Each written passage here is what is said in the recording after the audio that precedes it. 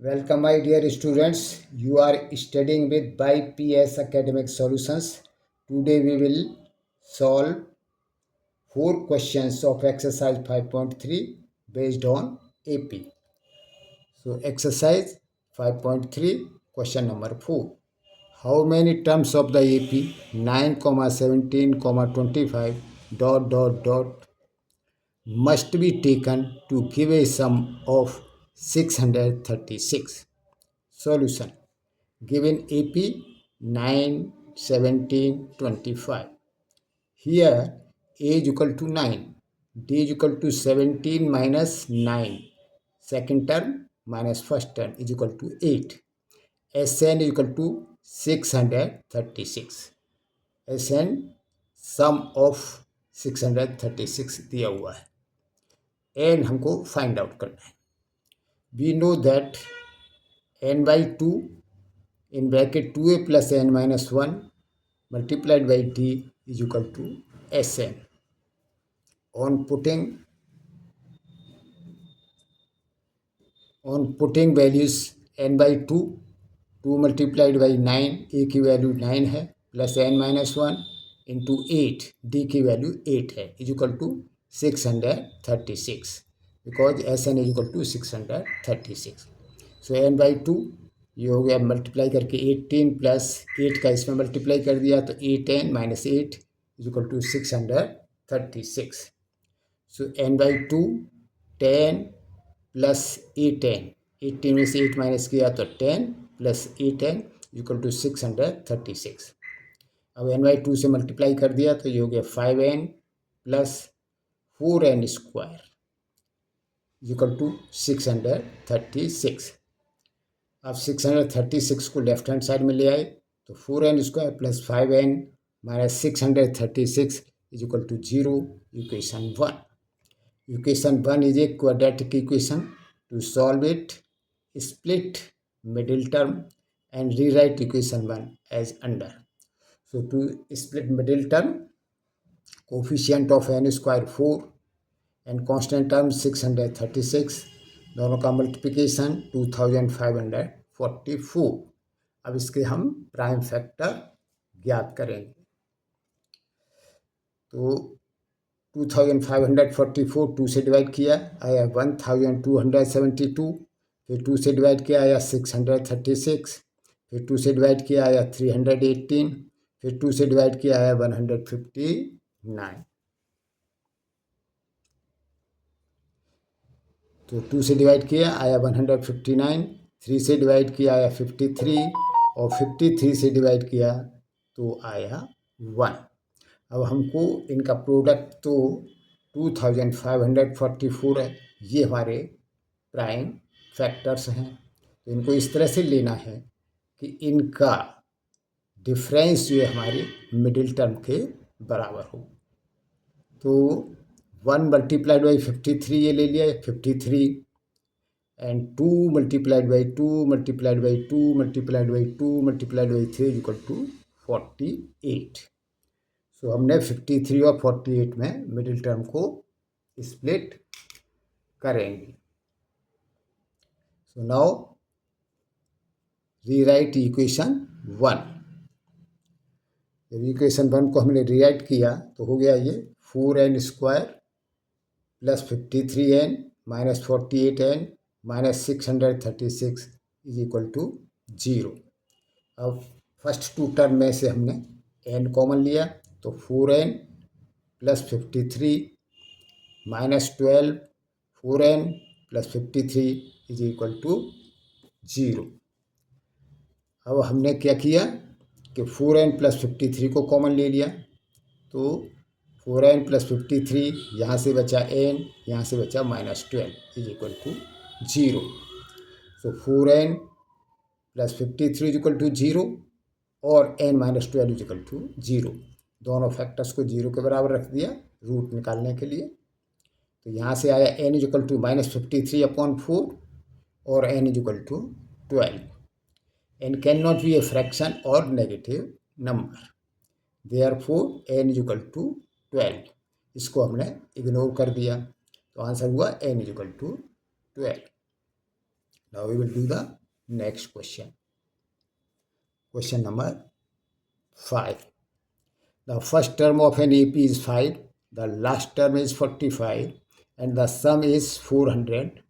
Find the number of terms and the common difference. Solution.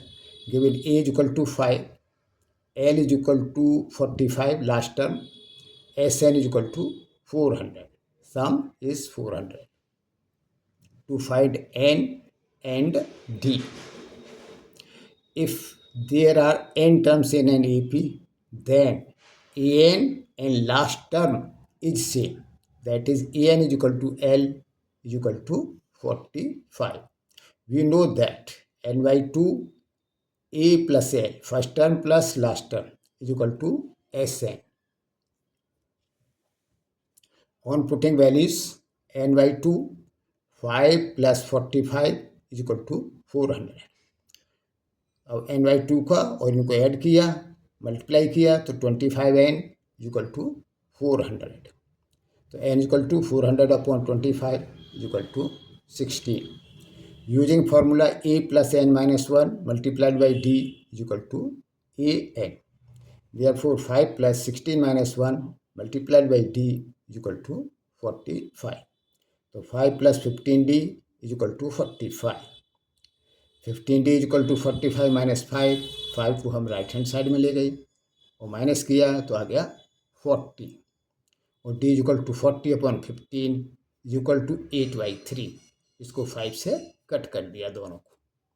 तो हमारा answer आया n is equal to 16 and d is equal to 8/3. Now we will do the next question.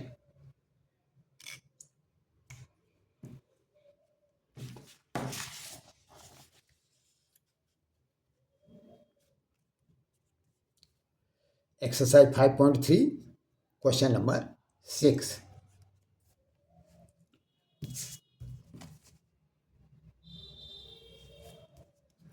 The first term and the last term of an AP are 17 and 350 respectively. If the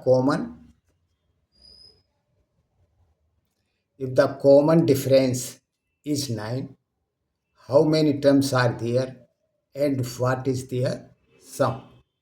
So solution.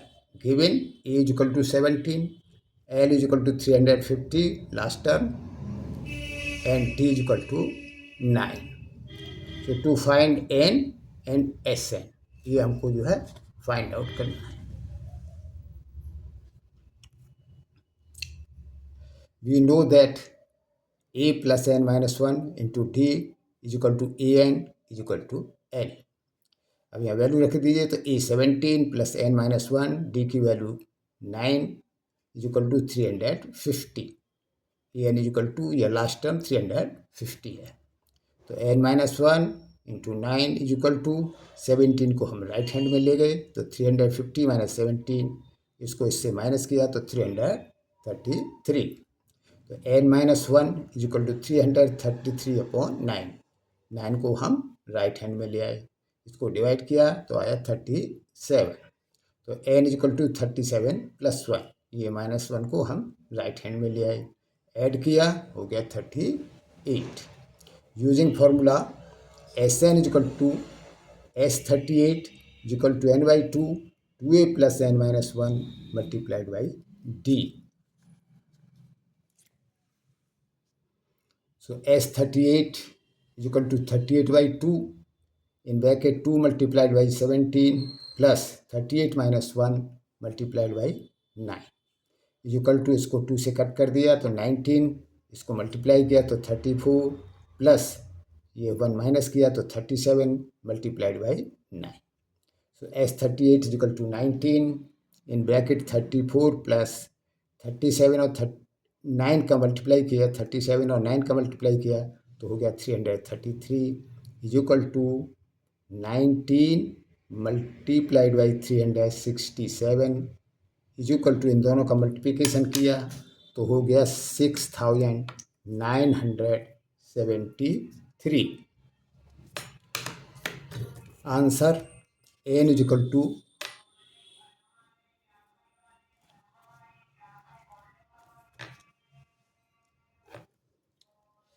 So answer हो गया n is equal to 38, S 38 is equal to 6973. Now we will do the next question. Question number 7. Find the sum of first 22 terms of an AP in which d is equal to 7 and 22nd term is 149. Solution. Here n is equal to 22, d is equal to 7, a22 is equal to 149 is equal to an. Using formula, an is equal to a plus n minus 1 multiplied by d. So an हमारा है बराबर a22 is equal to 149. So an की जगह हमने रखा 149 is equal to a plus 22 minus 1 into 7. So 149 is equal to a plus 21 multiplied by 7. यहाँ 1 को minus कर दिया. 149 is equal to a plus 147, 7 से इसमें मल्टीप्लाई कर दिया. तो ये हो गया 149 equal to a plus 147. 149 minus 147 को लेफ्ट हैंड में ले गए is equal to a. This implies is equal to 2. 149 में से 147 माइनस कर दिया. We know that Sn is equal to n by 2, 2a plus n minus 1 multiplied by d. So S22 is equal to 22 by 2, 2 multiplied by 2 plus 22 minus 1 multiplied by 7. क्योंकि हमको 22nd terms जो है उनका सम निकालना है. तो इज इक्वल टू 11, ये 2 से इसको मल्टीप्लाई कर दिया और डिवाइड कर दिया तो आया 11. ये हो गया 4, दोनों का मल्टीप्लाई कर दिया प्लस ये माइनस किया तो 21 multiplied by 7 is equal to 11. 4 plus 21 और 7 का मल्टीप्लाई किया 147. S22 is equal to 11 multiplied by 151. 147 और 4 को ऐड कर लिया.